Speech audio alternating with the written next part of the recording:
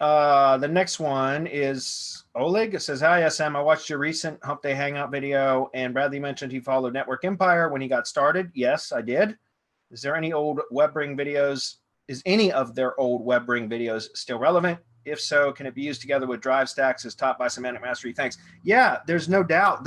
They're still relevant. So, it's interesting, but the syndication networks that I built, I was building before I even knew about Network Empire. I didn't get introduced to Network Empire, I think, until 2013, I believe, when I went to Nashville for, what was it? OMG Live in Nashville. That's when I got introduced to Network Empire. So I was already doing what Network Empire considers what they call WebRing 1, right? So WR1s, which is building branded properties, syndicating content to it, or republishing to those.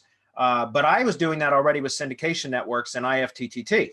And so, but yes, when I went, that's why I was so attracted to Network Empire, because when I got introduced to them at the OMG Live event in 2013, they started talking about WR1s and WR2s and all this stuff. And I was just like, that's exactly what I've been doing with syndication networks. And at that time, I didn't fully understand why syndication networks worked so well. But that's where Network Empire came in, is they really took that idea that I was already using and kind of expanded on that for me, so that I got much more knowledge as to why that worked.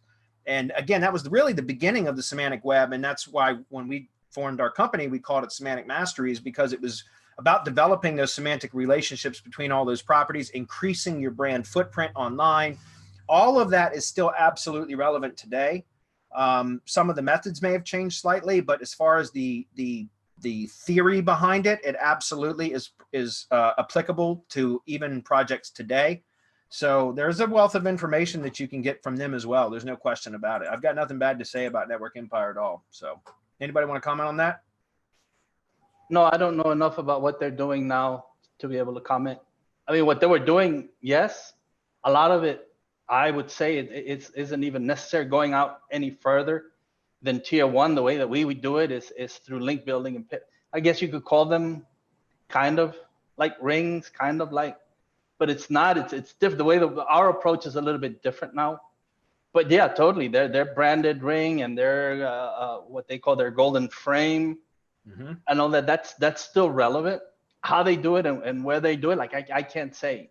I can't say. I can only comment about what we're doing now and how we approach the semantic web.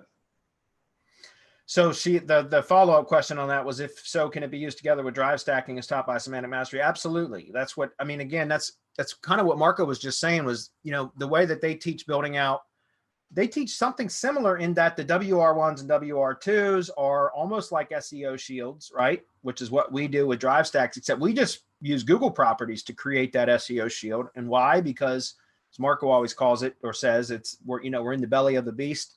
And we're basically using Google's own narcissism against itself to benefit our own properties. But yes, again, the Network Empire training works very well in conjunction with our training. And even today, I know that they still use, drive stacks and such. A lot of their members actually buy drive stacks from us. So I don't know why you'd buy them anywhere else, to be honest with you.